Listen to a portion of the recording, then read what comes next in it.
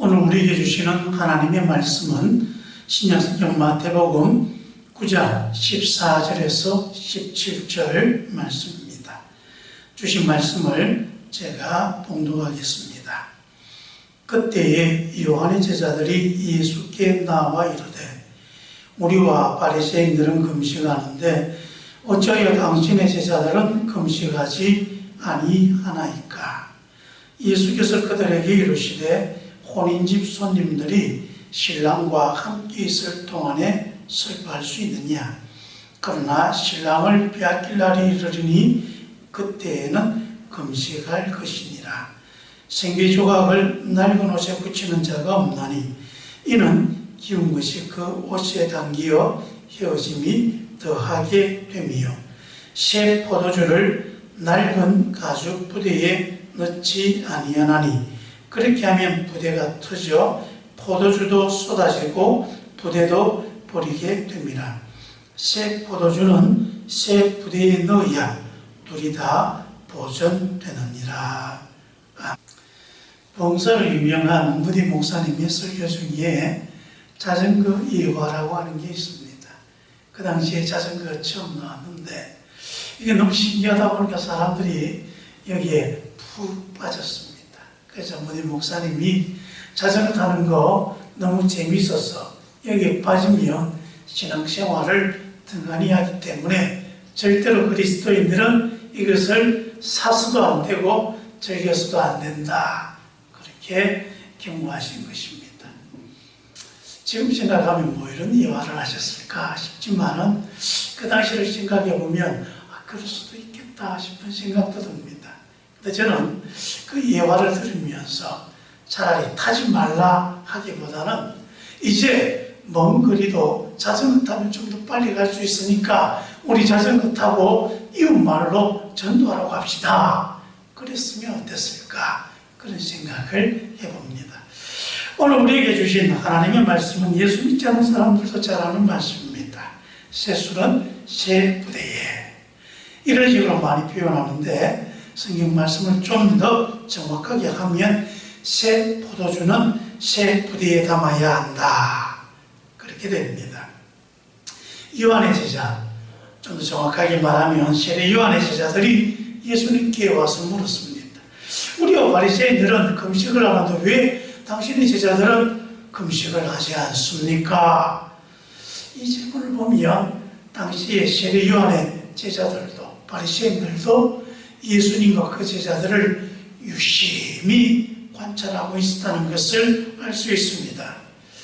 여러분, 안 보는 것 같아도 다 보고 있는 것입니다.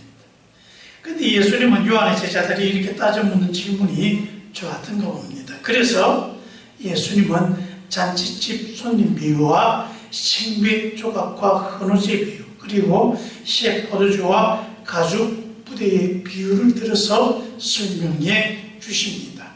하나도 아니고 무려 3가지의 비유를 들면서 대답해 주시는 것입니다. 여러분, 이 3가지의 비유가 모두 왜 당신들은 금식하지 않습니까? 라는 질문에 대한 답변입니다. 여러분, 이렇게 주님께서 3가지의 비유로 이 질문에 대답했다는 것은 세례 요한의 제자들이 제기한 이 질문이 중요하다는 것이죠. 왜 중요한가? 하나씩 풀어보도록 합시다. 먼저 요한의 제자들이 한 질문부터 살펴봅니다. 그들은 왜 금식하지 않습니까? 그렇게 질문합니다. 당시 유대인들에게 금식은 아주 중요한 신앙의 행위였습니다. 그래서 경건에 있어서 둘째가라며 서로하는 바리새인들은 월요일과 목요일 이렇게 일주일에 2번씩 금식했습니다. 그리고 틈만 나면 수시로 그들은 금식했고 이것이 대단한 자랑거리로 생각했습니다. 그래서 성전에 기도할 때에 나는 1회에 2번씩 금식하고 또 소득의 11조를 하나님께 드립니다. 그렇게 자랑스럽게 기도한 것입니다. 이는 세례 요한의 제자들도 마찬가지였습니다. 경건한 사람이라면 당연히 이렇게 금식해야 될 터인데 왜 예수님과 제자들은 금식하지 않습니까?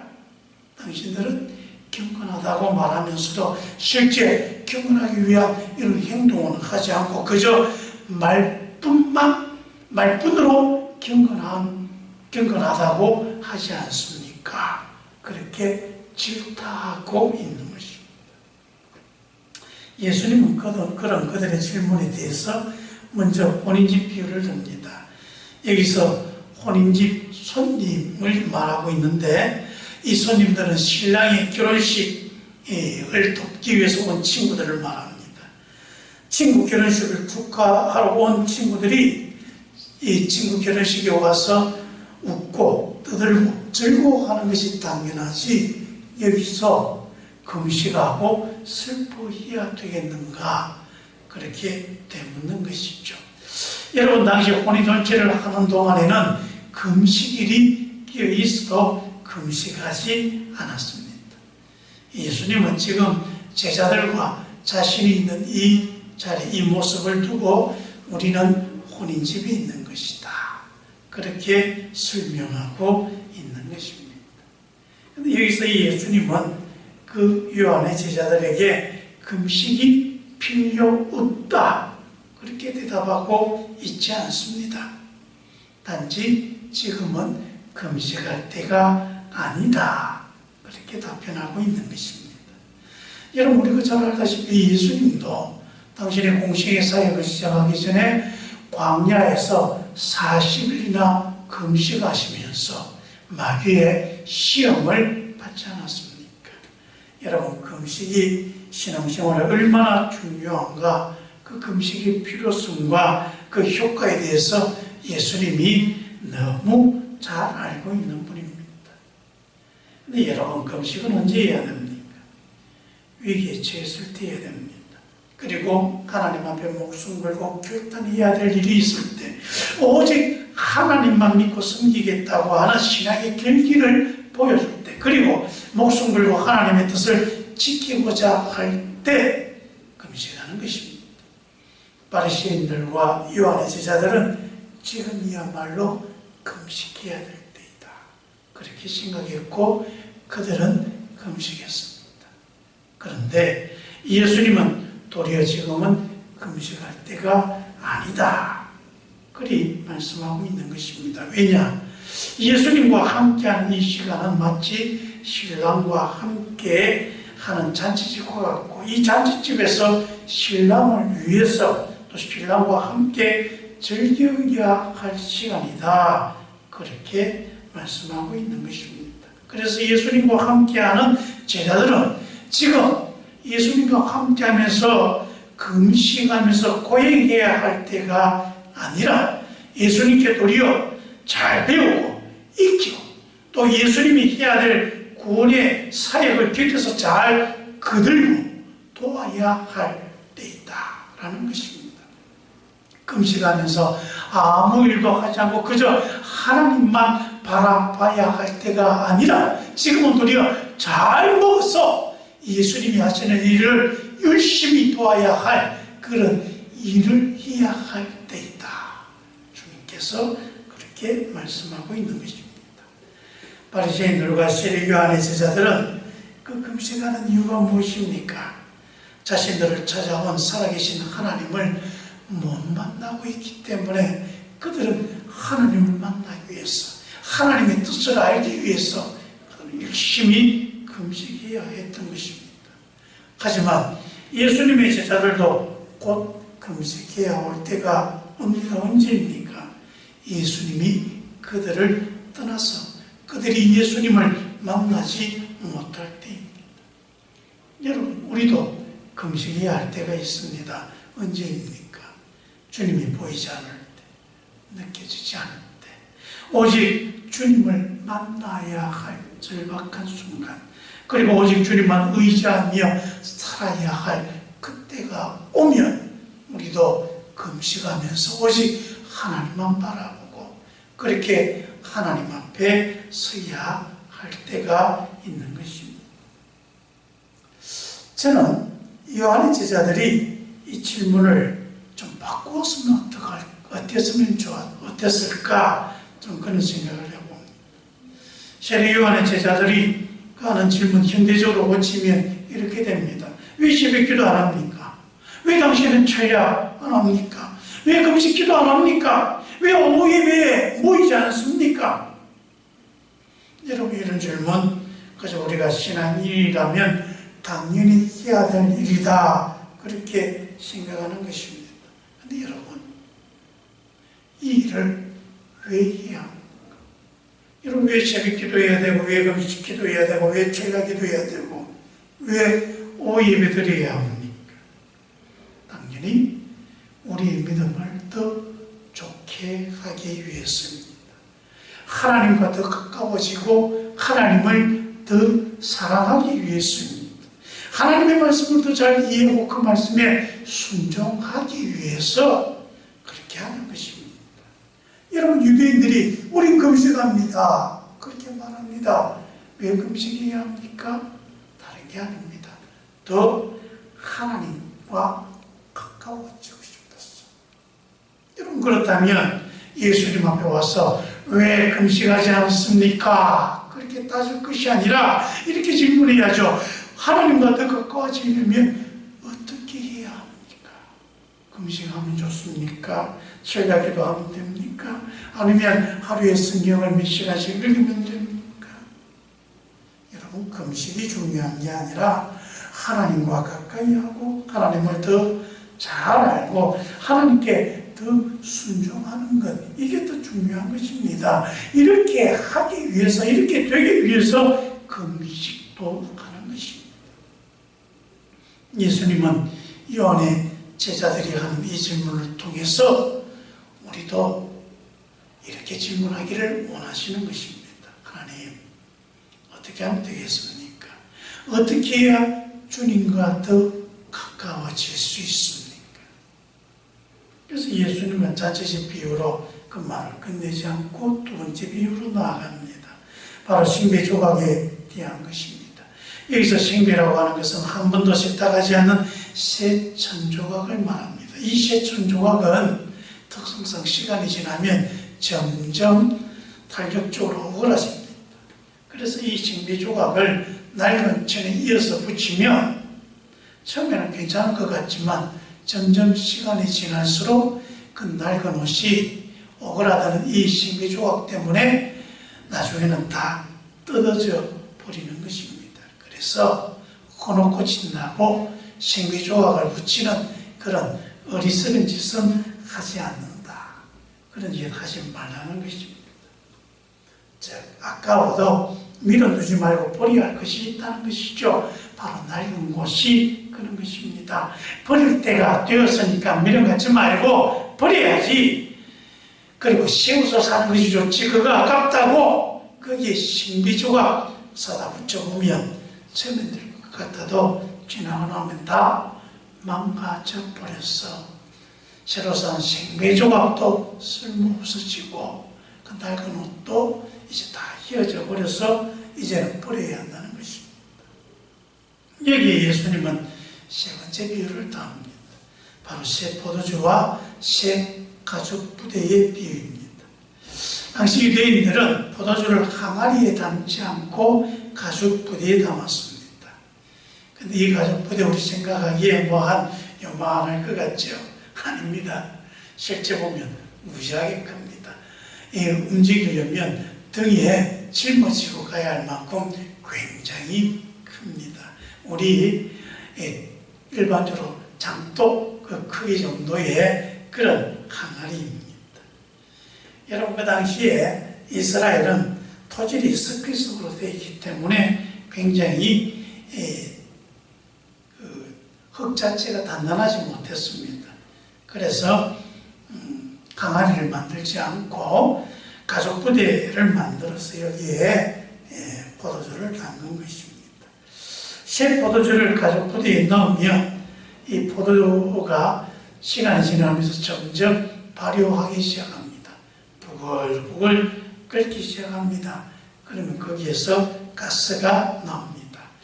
가스 때문에 가죽 부대가 점점 팽창하는 것이죠. 새 가죽 부대는 신축성이 있어서 이 가스가 팽창해도 잘 견뎌집니다. 근데 이렇게 한 번 사용한 가족 부대는 늘어날 대로 다 늘어나서 그 다음에는 이 신축성이 없어져 버립니다. 그렇기 때문에 한 번 사용한 가족 부대는 다시 사용할 수가 없는 것이죠. 아까워서 여기에 새 포도주 다시 집어넣어서 바로 식히면 그 가스의 열기와 또 팽창력을 견디지 못하고 터져버리는 것입니다. 그래서 아깝지만 새 포도주를 담기 위해서는 새 가죽 부대를 사용해야 한다, 그런 것입니다. 근데 여러분, 예수님께서 하신 이 두 비유에서 아주 중요한 포인트가 있습니다. 뭡니까? 바로 예수님은 나는 생배조각, 그리고 나는 새 포도주, 새롭다라고 하는 것입니다. 이게 바로 예수님의 특징입니다. 예수님은 모든 것을 늘 새롭게 하시는 분입니다. 그래서 고린도후서 5장 17절에 그러므로 누구든지 그리스도 안에 있으면 새로운 피조물이라. 이전 것은 지나갔으니 보라 새 것이 되었도다. 여러분, 예수님은 늘 새로운 분이고 늘 새로운 것을 창조하는 분입니다. 그래서 예수 그리스도를 모신 사람들에게는 인생 혁명이 일어납니다. 이 혁명이 우리 안에서 조용히 소리 없이 일어납니다. 주님은 조용한 혁명가입니다. 사망을 몰아내시는 생명의 혁명가이고, 죄를 몰아내시는 용서와 거룩의 혁명가이고, 정오를 몰아내시는 사랑과 자비의 혁명가입니다. 불신앙과 의심을 몰아내는 신앙의 혁명가이고, 무질서와 혼돈을 몰아내는 질서와 평화의 혁명가입니다. 그리고 지옥을 추방하는 천국의 혁명가입니다. 여러분, 근데 이 혁명은 한 번에 그치는 것이 아니라 늘 우리의 삶에서 일어나서 우리를 늘 새롭게 하신다는 사실을 알아야 합니다. 에베소서 4장 23절에서 24절에 이렇게 말씀합니다. 오직 너희의 심령이 새롭게 되어 하나님을 따라 의와 진리의 거룩함으로 지으심을 받은 새 사람을 입어라. 요한계시록 21장 5절에 말씀하십니다. 보좌에 앉으신 이가 이르시되 보라 내가 만물을 새롭게 하노라. 여러분, 하나님은 세상을 늘 새롭게 하시는 분입니다. 여러분, 우리가 살아가는 세상은 늘 새로워지고 있습니다. 이 새로워지는 세상에서 우리가 살아가는 신앙의 모습도 늘 새로워져야 합니다. 여러분, 하나님의 나라는 운동력이 있어서 살아 있습니다. 그 운동력에 의해서 우리가 가지고 있는 제도와 문화는 늘 새롭게 변화되어야 합니다. 우리가 가지고 있는 좋은 전통은 잘 살려가야 합니다. 하지만 이 전통이라고 하는 이름으로 지금까지 해온 관습과 고집에 얽매여서 우리가 시대를 이끌어가지 못한다면 시대에 뒤처지는 교회가 되어지고, 교회는 세상을 새롭게 하는 것이 아니라 도리어 세상을 어렵게 하게 되어집니다. 미국의 미래 교회학자 레나드 스윗이라고 하는 분이 교회를 네 종류로 구분했습니다. 성교형 교회, 사역형 교회, 그리고 유지형 교회. 이 유지형 교회에서 좀 더 나아가면 박물관 교회가 된다는 것입니다. 여러분, 교회는 끊임없이 자기 개혁을 해야 됩니다. 개혁이라고 하는 것은 낡은 것을 새롭게 고쳐나가는 것을 의미합니다. 교회는 개혁된 교회가 아니라 개혁하는 교회가 되어야 합니다. 한 번 개혁된 교회에 머물러 있는 교회가 아니라 지속적으로 개혁하는 교회가 되어야 교회다운 교회가 되는 것입니다. 최근 코로나19로 인해서 우리는 이제껏 경험하지 못한 새로운 시대를 맞고 있습니다. 가장 큰 문제는 바로 사람과 사람이 서로 모이기 어려워졌다는 사실입니다. 옛날에 전쟁 때도 그리스도인들은 목숨 걸고 모여서 예배했습니다. 그때는 우리가 예배드리다 죽으면 죽으리라, 또 그렇게 죽으면 순교한 것이었습니다. 하지만 지금은 그렇게 모인 우리 때문에 다른 사람들에게 전염병을 옮길 수 있기 때문에 그렇게 모이지 못합니다.